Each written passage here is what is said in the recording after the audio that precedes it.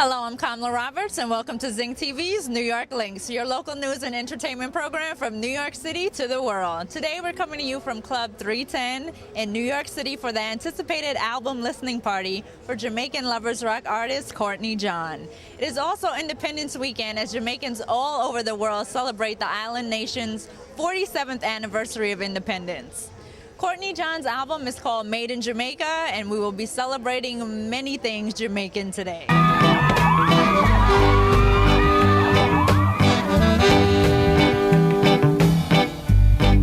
So you tell me that I'm a lucky man, and you're so right, yes, you're so right. Girl, you know, there's no other place I'd be right now, holding hands with my baby. I'm here in the Lower East Side at 310 Bowery with Courtney John for his album release of Made in Jamaica. How are you doing today, Courtney? You know, I'm pretty good. You know, we're doing this listening party and I've seen so many people. And you know what's weird? I'm listening to the album and I didn't remember Sammy make it. So I'm here and I'm like, the album has sound good. Somebody tell me, say it's your album. Now you come from a family of musical relatives. Tell me who some of those relatives are. Well, my grandmother is a musical pioneer of the family. Her name is Dai Dai. I have uncles who are singer. Boyer Hammond, Barry Salmon. I have cousin Len. My mom is a singer. You know, so the family is full of creative people. And so the earlier part of the creative energy came from the family, and just being exposed to other music because my uncles were professional musicians. And when people hear like Barry Hammond, they don't hesitate to buy his album or run out to his concerts, and I'm sure it's going to be the same with you from what I hear on this album. I'm surely looking forward to that. You know, a lot of people might not know that I'm related to Barris because it's more of a family thing more than a music thing, but it's definitely because of him making me, made me even consider joining this business, you know. In the earlier days when I was in school, he would always encourage and say, you know, him think I have the skills to come and do it. You know, but because everybody is busy now and you know, we just kind of just keep it, and you know, everybody doing their thing, you know, it's all good. Last year I was on tour with him. Yes. And you wrote your first album or your first song at 12 years old. I'm curious what the title of the song was, what was it about, and if possible, can you sing a little bit of it? You know what's funny? I don't remember that song, but the only thing I remember that I got my heart broken at 12. I knew it was going to be about a woman. And it was my school teacher. I was in love with this lady and never even realized that the lady is a big married woman, and I have this love affair every day, and wrote the song, and when I found out, I think one day I saw her husband came to pick her up. And that's what did it. So I don't really want to tap in back to this, you know, because it's a great moment. But yeah, 12, yeah man, it was good. You're out here supporting Courtney John today. Yeah man, great youth. I kind of love the way how him not necessarily bring back the whole music thing, but representing the real reggae. You see me? Love it. Yeah, what do you love about his sound? You know what? Put it this way, that's a song we used to, that's a song we grew up on, that's a song we respect. You know what I'm saying? And that's a song where we are set right now. Not the whole heap of nice and the hype. You know what I mean? Because that's not what reggae is about.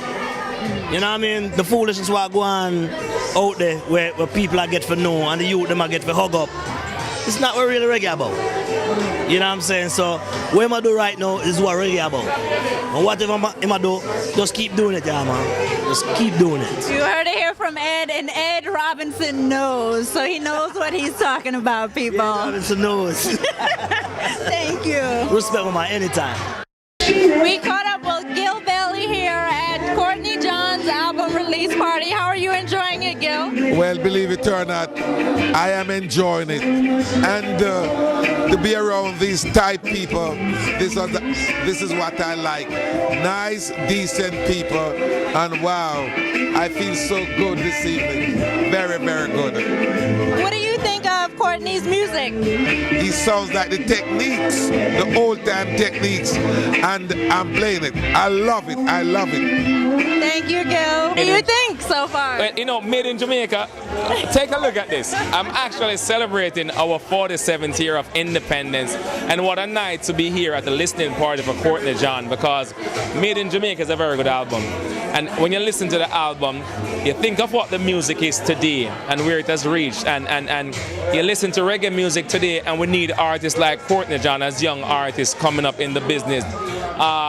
Think back to an artist like a John Holt, a Dennis Emmanuel Brown, a Robert Nesta Marley, and you go on and on and on, and you listen to Courtney's music, great music. Yeah. I'll tell anyone to go out and support Courtney John, because actually we need artists with clean lyrics. Made in Jamaica is an album that I think everyone should go out and support.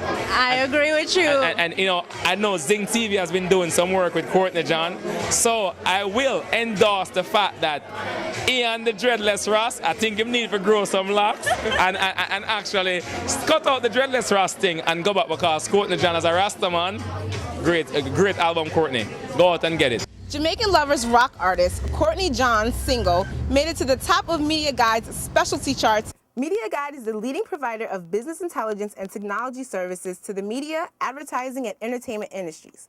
Media Guide uses proprietary digital fingerprinting and watermarking technology to monitor and measure music and advertisement airplay on more than 2,500 college, non-commercial, and commercial radio stations in over 150 U.S. markets. Real time, 24/7. We were at Courtney John's listening party earlier this year. Here's a little bit now from Courtney John. Now, I love the video Lucky Man. It has a very old school, soulful feel. I love that it's in black and white. Who came up with the concept of the video? I have to take the credit. But yeah, most of the things that you know, and which now I'm with a new management team, and they're so creative. So I'm like the first time that I can just let go and just trust that other people do things. But the concept, you know, I wanted to make sure the concept speak true to what the song was about, because the tracks was produced in the 60s by Treasure Isle, and was originally done by Tommy McCook and the Supersonics, who were musicians from the Scatterlight, but they were the session band for Treasure Isle. So I wanted that the imagery represent that era of music, which is the Treasure Isle. You know, Treasure Isle was the other part of Studio One. It was Treasure Isle Studio One. So we wanted to make sure it was black and white, and it looked authentically Jamaican. It was coming out of the ska era into the rock steady, and we shot it at Ward Theatre. And I just wanted people to know that Ward Theatre was one of the first theaters in the Western Hemisphere, and that's in Kingston, Jamaica.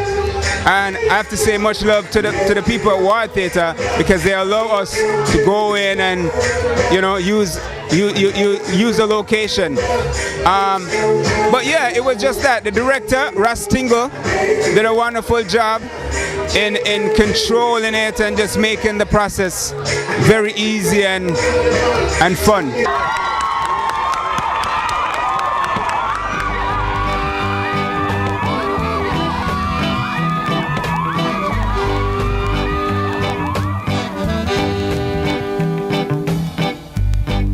So you tell me that I'm a lucky man, and you're so right, yes, you're so right.